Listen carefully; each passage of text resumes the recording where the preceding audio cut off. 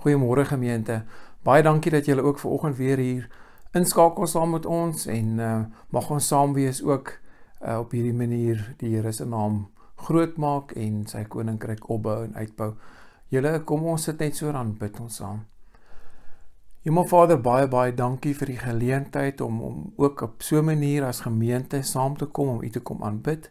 My gebed is dat ons saam wees en al is ons nie fisies by mekaar nie, U sal verheerlik en dat ons saam na U woord sal luister, daaroor sal dink en dit ook in ons lewens sal toepas. Here, ons kom bid ook vir ons land op hierdie stadium, ons kom bid vir die wêreld, almal wat geraak word en op 'n manier word almal van ons geraak, Here, so ons kom pleit ook dat U sal ingryp in die situasie en dat die dinge sal verander. Dankie vir die wetenskap, dankie vir dokters en mediese personeel. Ons bid dat U hulle werk sal seën en ons bid dat U ook in hierdie gemeente, ons gemeente sal seën, Here. En ek dink aan soveel mense wat se inkomste geraak word, wat bekommernisse het, wat besighede het.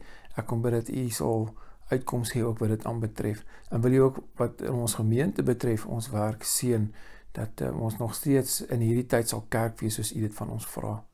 Dankie dat ons kan bid. Ons bid dit in Jesus se naam. Amen.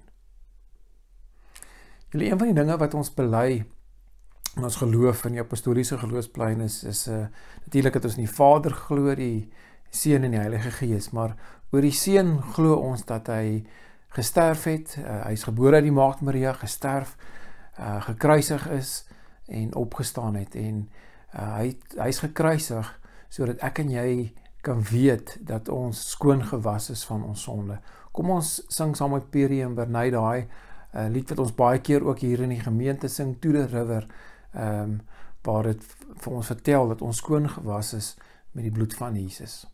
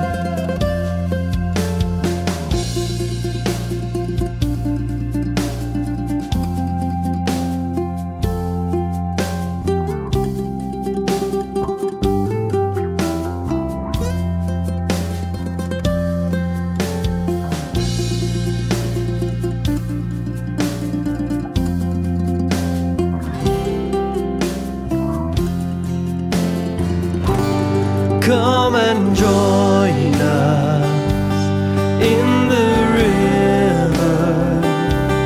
Come find life beyond compare.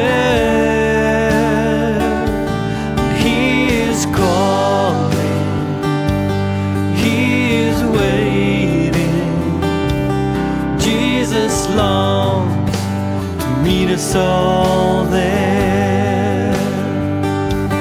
Precious Jesus, I am ready to surrender every care.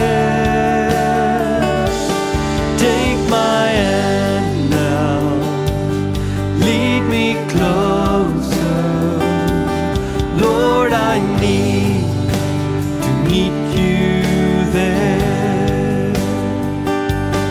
Take my hand now, lead me closer. Lord, I need to meet you there. Take my hand now, lead me closer. Lord, I need to meet you there.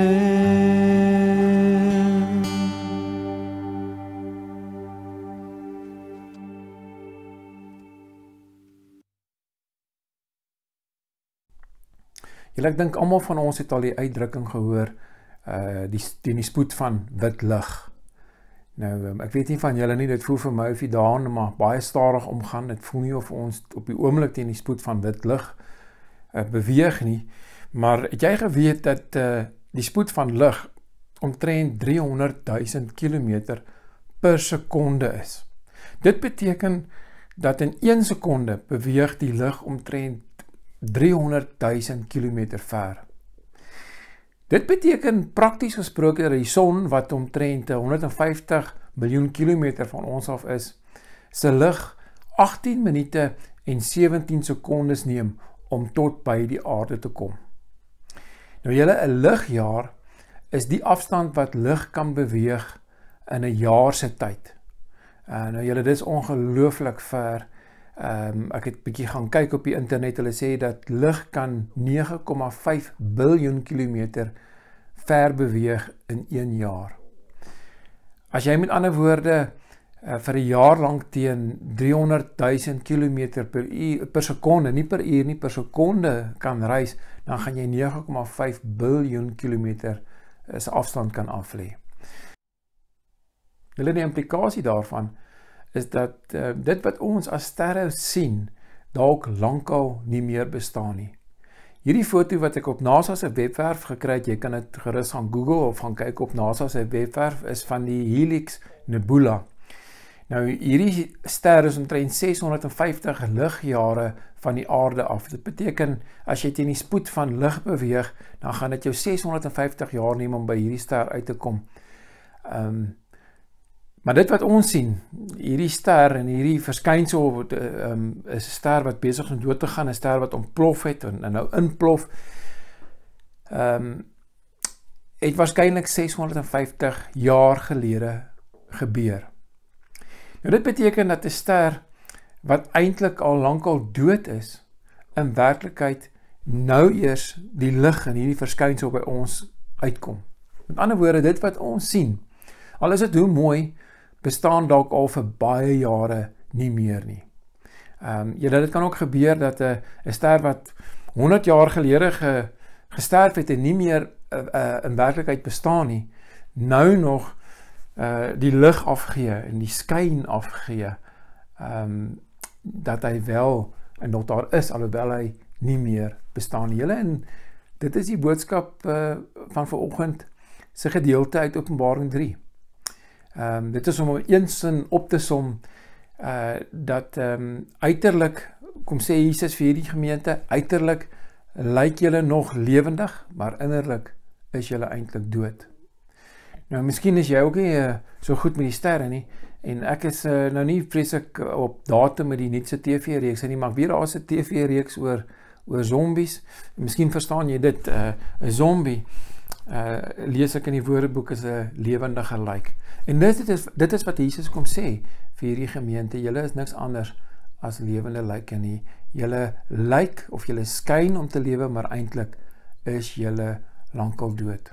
Nou, die van julle wat van die begin af hierdie reeks volg, sal weet dat ons uit Openbaring gesprekke voer en veral kyk na die 7 briewe wat aan die gemeentes in Klein-Asië of Turkye gerig is.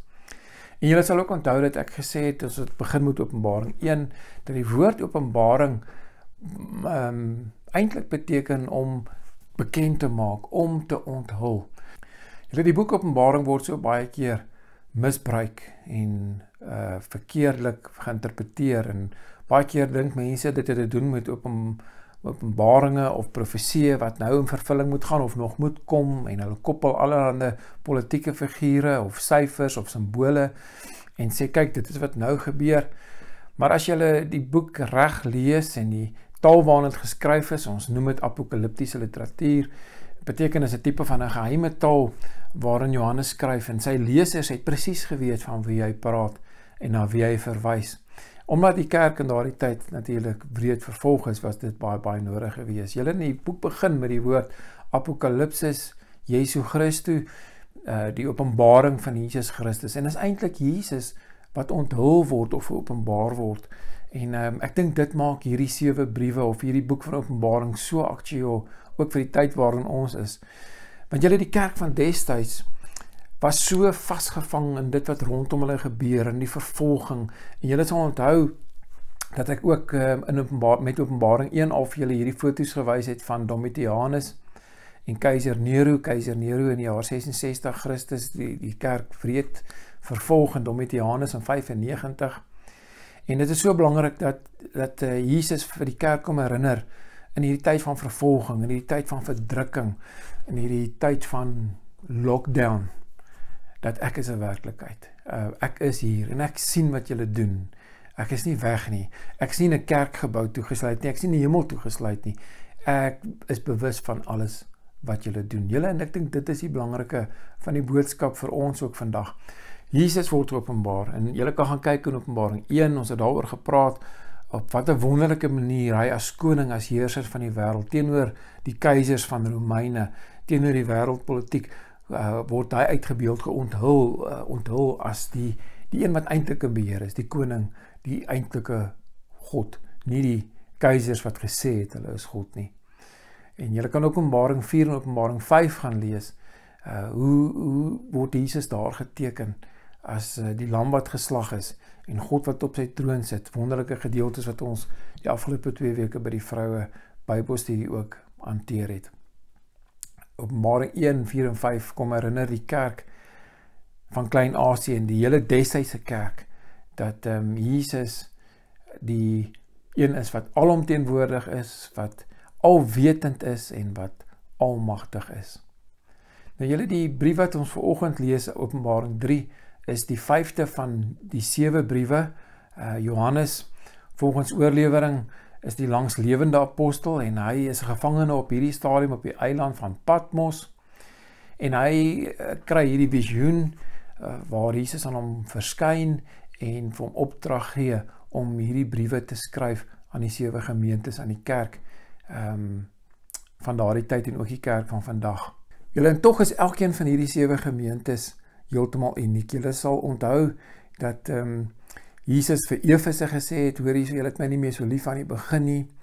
Smyrna, ek ken julle verdrukking en julle armoede, ek weet julle kry swaar, en ek sien julle volharding en hoe julle ook aanhou. Pergamum, ek weet waar julle bly, dat dit die plek van die Satan is. En Thyatira het ons verlede week oor gesels, en vanoggend gesels ons oor die gemeente van Sardes. Julle nou 'n bietjie agtergrond oor Sardes. Sardes was op 'n stadium die hoofstad van die Lidiese provinsie, die provinsie Lydia of die landstreek Lydia. En op 'n stadium was dit 'n baie groot stad gewees met min of meer 30.000 inwoners, 'n baie ryk stad gewees. Daar is ook 'n oorlewering wat sê dat die eerste goue en silwer muntstukke gemint is in Sardes, en daar was ook 'n rivier waar hulle goud gekry het, en dit wil lyk of daar 'n goudstormloop plaasgevind het, en dat hierdie stad Sardes finansiëel en materialisties baie welvarend was. Julle, nou, daar was ook 'n groot tempel wat jy vandag nog kan besoek, of die oorblyfsels daarvan, 'n tempel van Artemis gewees. Julle sal sien op die skerm, ek het 'n foto daar vir julle gesit, en daar is ook 'n groot konsentrasie van Jode gewees, daar is ook 'n groot Joodse sinagoge gewees, daar was ook 'n Akropolis gewees, 'n stad teen die berg, of op die berg, En hierdie mense wat bo op die berg gebly het by Sardes, het gedink hulle is baie veilig, en dat maar hulle kan die vyande van oral, van al die kante af raak sien, maar tog lees ons in die geskiedenis dat hierdie stad 2 keer ingeneem is deur die vyand, heeltemal onverwags. Julle, en vandag is daar nie veel van Sardes oor nie, daar's 'n klein dorpie, dit is nie meer 'n stad nie, met die naam Sard, wat verwys na Sardes nog steeds, en daar's 'n paar ruïnes, 'n paar klippe wat jy kan gaan besoek, so daar het letterlik niks van hierdie groot stad oorgebly nie. Julle, kom ons lees Openbaring 3, vers 1 tot 6 saam vanoggend. Skrywe aan die leraar van die gemeente in Sardes, so sê hy, wat die 7 geeste van God en die 7 sterre het. Ek weet alles wat julle doen. Ek weet dat julle die naam het, dat julle lewe, en tog is julle dood. Word wakker en versterk wat nog by julle oorgebly het, wat op die punt staan om dood te loop. Wat julle doen, vind ek nie goed genoeg vir die oë van my God nie. Dink daaraan hoe julle die evangelie ontvang en daarna geluister het. Hou daarmee vol en bekeer julle. As julle nie wakker word nie, sal ek onverwags kom soos 'n dief, en julle sal nie weet wanneer ek op julle sal afkom nie. Maar julle het darm 'n paar mense daar in Sardes wat nie hulle klere besoedel het nie, en hulle sal altyd in wit klere by my wees, omdat hulle dit waardig is. Elkeen wat die oorwinning behaal, sal sulke wit klere dra. Ek sal nooit sy naam uit die boek van die lewe uithaal nie, en ek sal voor my Vader en voor sy engele verklaar, dat hy aan my behoort. Elkeen wat kan hoor, moet luister na wat die Gees vir die gemeente sê. Nou julle, in al 7 die briewe het ons agtergekom dat daar min of meer dieselfde patroon gevolg word deur Johannes of deur Jesus, wat deur Johannes hierdie briewe skryf. Jesus word in die eerste plek bekend gestel op 'n sekere manier, en julle kan gaan kyk, elke keer word daar terugverwys na die manier waarop Jesus in Openbaring 1 verwys word. Daar word 'n aspek van Openbaring 1 uitgehaal, elke keer as Jesus bekend gestel word, en elke keer is dit relevant. Dit is nie maar sommer terloops nie, daar is 'n spesifieke doel waarom Jesus homself op daardie manier aan daardie gemeente bekendstel. En dan word die gemeente aangeprys vir die goeie dinge wat hulle doen, en dan word hulle ook aangespreek, aanklag, dit is die dinge wat ek teen julle het, en dan word hulle in elke brief ook bemoedig of vertroost, dat die wat oorgebly, die wat volhard, en daar's in elke brief, dit skryf 'n bietjie rond, is daar 'n oproep tot bekering. Kom reg, word wakker, het ons gelees in Openbaring 3. Nou julle, in Openbaring 3 vir die gemeentes van Sardes, lees ons dat Jesus homself voorstel aan die een wat die 7 geeste van God en die 7 sterre het. Die 7 geeste verwys natuurlik na die Heilige Gees, in sy volheid, sou 'n mens kon sê. John MacArthur sê dat dit sekere maniere is, of sekere werkinge, 7vuldige werking van die Gees is, waarna verwys word, maar vir ons kan ons maar net sê, die volheid van die Heilige Gees is in Jesus. Julle, in die Heilige Gees in die Bybel, as ek nou dit reg lees en reg verstaan, wanneer die Heilige Gees ter sprake is daar sprake van lewe. Sonder die Heilige Gees is daar nie lewe nie. Gaan kyk maar in die Ou Testament, wanneer die Gees nie by Dawid is nie, of die Gees nie by Simson is nie, dan is hulle kragteloos. Dan kan hulle niks reg kry nie, dan kan hulle niks doen nie. Dit is die Gees van God wat deur hulle werk en in hulle werk, en hulle sterk maak om baie meer te doen as wat hulle eintlik sou kon doen. Die Gees van God is die een wat lewe bring. En dan word Jesus ook voorgestel as die een wat die 7 sterre in sy hand het, en ons het ook gesê dat die 7 lampe, die 7 sterre, die 7 gemeentes voorstel, en julle sal hierdie foto onthou wat ek ook vir julle opgesit het, is 'n muntstuk wat daar gekry is met die keiser Domitianus op, waar hy staan met 7 sterre in sy hand, waarop hy homself voorstel as God, as die seun van God, as die een wat die heelal in sy hand het, en waarskynlik is daar mense in Sardes wat van hierdie muntstukke in hulle sakke het, of in hulle huise het, en dan kom Jesus en hy sê, julle wat so baie geld het, en op julle rykdom staat maak, ek is die een, nie keiser Domitianus nie, ek is die een wat die heelal, die 7 gemeentes, maar die sterre en die planete in my hand vashou. Ek is die een wat die koning is, wat die seun van God is, wat eintlik God is. So kom stel Jesus homself voor aan hierdie gemeentes. Die een wat in beheer is, nie hulle geld nie, nie keiser Domitianus nie, ek is die een wat in beheer is, en ek is die een, ek het die gees van God, die 7 geeste, en ek bring lewe.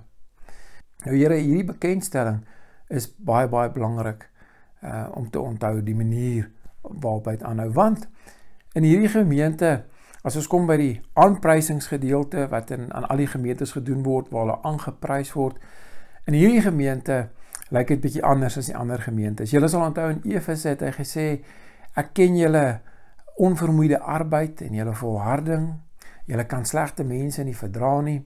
En aan die gemeente Smyrna het hy gesê, ek ken julle verdrukking, ek ken julle armoede, al is julle fisies arm, is julle tog ryk. In die gemeente in Pergamum het hy gesê, ek ken die plek waar julle bly, waar die troon van die Satan is, en dit kan verwys na die Zeus tempel of die tempel van Asklepios, waar mense gegaan het om gesond te word, maar tog bly julle by my getrou, en julle het julle geloof aan my nie afgesweer nie. Aan Thyatira het ons verlede week gesê, het hy gesê, ek ken julle liefde, ek ken julle geloof, ek ken julle diensvaardigheid. So vir al die gemeentes tot dusver, al 4 die gemeentes wat ons tot dusver behandel het, is daar 'n aanprysing, iets moois wat hy raak sien, maar in die gemeente van Sardis is daar niks. Daar is geen aanprysing wat Sardis kry nie. Daar is wel 'n aanklag. En die aanklag gaan daaroor dat Jesus wil sê, julle het die naam dat julle lewe. Julle het die reputasie. Ja, julle bestaan. Julle doen sekere dinge, maar dit is eintlik maar net leë gewoontes. Dit is sonder passie, dit is sonder liefde, dit is sonder lewe. Julle dink julle lewe, maar eintlik is julle dood. Wat julle doen, kom sê hy hier in vers 2, wat julle doen is nie goed genoeg nie voor die oë van my God nie. Nou, ek het bietjie gaan kyk in die Grieks, daai woordjie kan ook vertaal word met voltooid of volledig. Dit wat julle doen is nie volledig nie. Dit wat julle doen is maar so met 'n halwe hart. En halwe hart is nie goed genoeg nie. Dis onvolledig. Dis asof, toe ek hierdie brief lees weer aan Sardis, asof Jesus vir hulle wil sê, julle het so goed begin.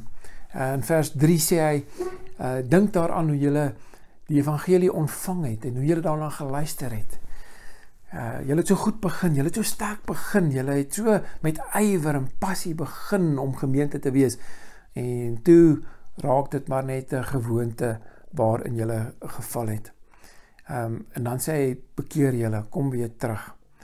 Julle nou, ek weet nie, wat dink julle nie, maar ek dink eintlik kom Jesus vir hierdie gemeente sê, kerkwees is nie maar 'n gewoonte om na 'n gebou toe te gaan op Sondag nie, of om op sekere tye 'n stukkie te lees en 'n gebed te doen nie. Kerkwees is nie 'n speletjie of 'n besigheid nie. Dis nie bloot maar net 'n tipe van 'n kultuurorganisasie of 'n tipe van 'n klub met sosiale byeenkomste nie. En natuurlik doen ons dit saam, en dit is vir ons lekker, en julle, ek sien uit na die dag wat ons weer saam as gemeente die Here kan loof en prys, en hom saam kan kom aanbid. Maar kerkwees gaan oor wie ek is elke dag. Kerkwees is 'n lewende verhouding met Jesus Christus, die koning van sy kerk. Maak nie saak wat ons omstandighede is, of waardeur ons moet gaan nie. Dis nie maar net 'n gewoonte of 'n patroon wat ons volg nie. Dit gaan om ons geloof uit te leef 24 uur, 7 dae 'n week. En dit is die aanklag teen Sardis. Julle lewe nie regtig nie. Julle is eintlik dood. Maar dan kom daar ook 'n troos, want Jesus kom sê ook vir hierdie gemeente, daar is van julle, in vers 4, 'n paar mense in Sardis, wat nie hulle klere besoedel het nie, en hulle sal altyd in wit by my bly, of by my wees, omdat hulle dit waardig is. Daar is 'n paar mense, daar is mense wat nog steeds vashou. Julle en net Jesus weet dit, net Jesus kan dit sien in hoofstuk 1 lees ons dat Jesus se oë soos vuurvlam. Ons lees hier van die Heilige Gees, net hy weet, net hy kan regtig sien wie's deel van die kerk en wie nie. Vir wie dit net 'n gewoonte, tradisie is, 'n kultuur geword om kerk te wees. En dan is daar ook deel van die beloning dat hulle naam sal in die boek van die lewe wees. Fisies sê die versie, elkeen wat oorwinning behaal sal wit klere dra en ek sal nooit sy naam uit die boek van die lewe uithaal nie. Nou julle die kommentare sê dat elke stad in daardie tyd 'n register gehad het waarin hulle name, almal wat inwoners is van die stad se name gehou is, en as iemand sterf of as iemand vertrek word die naam uitgehaal, so het hulle presies geweet wie wettig deel is van hierdie stad. Nou julle waarskynlik verwys hierdie deel van die beloning dat Jesus weet en sy naam, ons name, ons wat aan die Here behoort, sy name sal nooit uit die boek van die lewe, die hemelse register uitgehaal word nie. Nou julle in 'n sekere sin is hierdie boodskap aan Sardes 'n harde boodskap. Harde woorde wat Jesus spreek tot hierdie gemeente. Om vir hulle te sê, hoorie, julle dink julle lewe, maar julle is eintlik dood. Julle, ons moet vir mekaar sê, Jesus dra nie doekies om nie. Hy is nie bang om te sê, dit en dit en dit is nie reg in jou lewe nie. Hy kyk dwars deur jou, hy kyk deur die maskers wat ons dra. Want, en hy sien, of ons regtig lewe, of ons regtig 'n lewende verhouding met hom het. Maar julle, dit kan 'n mens ook so moedeloos maak, en ek dink dis aan die een kant die gevaar dat 'n mens kan dink, ag wat, ek hoor nou maar vanoggend weer, ek is dood. Want in 'n sekere sin, julle, is daar 'n klomp aspekte van ons geloof wat ook maar dood is. En dit kan vir ons so voel. Maar dan moet ons ook vanoggend Jesus se genade kom hoor, want hy rig hierdie brief, en hy kom roep hierdie gemeente op, en hy sê, word wakker, dis nie te laat nie. Inteendeel, hy sê, word wakker in vers 2, en versterk nog wat by julle oorgebly het.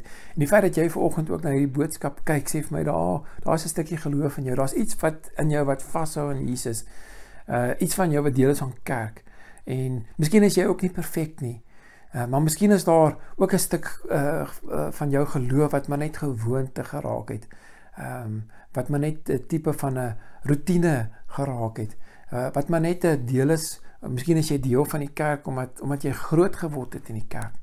En dan kom Jesus sê vir jou en vir my, hoor, jy word wakker.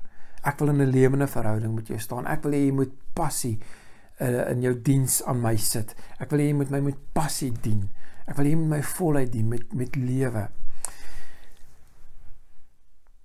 Julle, so ek is nie hier vanoggend om te sê wie in ons gemeente is so Sardes wat lyk of 'n lewe maar eintlik dood is nie. Dis nie ek wat dit kan sê nie. Ek weet nie. Net Jesus weet. En as dit van jou en my moes afhang, is almal van ons eintlik maar dood. Maar Jesus kom, kyk na ons en hy kom moedig ons aan en hy sê, word wakker, ek is lief vir julle. Ek wil hê julle moet die kerk wees wat ek in gedagte gehad het. Ek wil julle moet lewe. Ek wil julle my oorgawe dien. Al is julle in 'n lockdown, al is julle in omstandighede wat nie lekker is nie. En mag ek en jy wees, anders as hierdie Helix Nebula, waarvan ek julle vertel het, mag ons lyk soos wat ons is. Mag ons nie mooi lyk met maskertjies wat baie mooi lyk, maar binnekant is ons eintlik dood nie. Mag jou geloof nie bestaan uit gewoontes of routine nie, maar uit betekenisvolle rituele, betekenisvolle lewe, betekenisvolle diens, 24 uur, 7 dae 'n week aan Jesus self, die koning van die kerk nie. Mag ek en jy elke dag lewe in Jesus se teenwoordigheid. Kom ons bid dit vir ons as gemeente. Here, my gebed is dat U ook met ons deur die Gees sal kom praat, en as daar van ons is wat in gewoontes of routines verval het, soos ons so maklik en gou doen in die kerk, wil U vir ons kom wakker maak. Wil U vir ons kom help om met betekenis vir U te lewe en vir U te dien.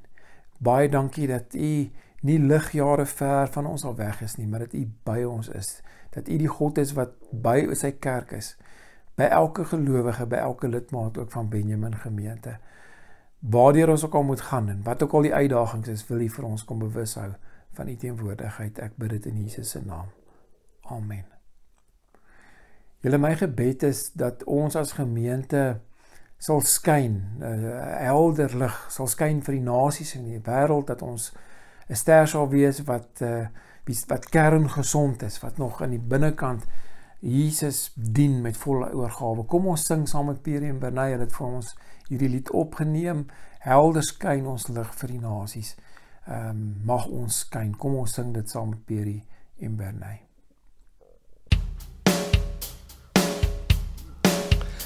Helder skyn ons lig vir die nasies, 'n helder glans om die mense te verlig, totdat heel die wêreld kan sien U is die lig. Mag U lig hier deur ons skyn. Vrolik klink ons lied vir die volke, 'n pryslied bring al die nasies om ons saam, totdat heel die wêreld kan jubel oor U naam. Mag U lof hier deur ons klink. Balsem bring herstel vir die wonde, 'n sagte salf vir die mense met hul seer, totdat heel die wêreld kan sien dat U genees. Mag U troos hier deur ons bied. U woord dra hoop oor die nasies, 'n hart vol hoop om die volke te verbly, totdat heel die wêreld kan glo dat U bevry. Mag U hoop hier deur ons gee. U is koning hier oor die aarde, die mense vra na U wil om U te eer, totdat heel die wêreld kan juig dat U regeer. Laat U ryk hier in ons kom, laat U ryk hier deur ons kom, laat U ryk hier oral kom.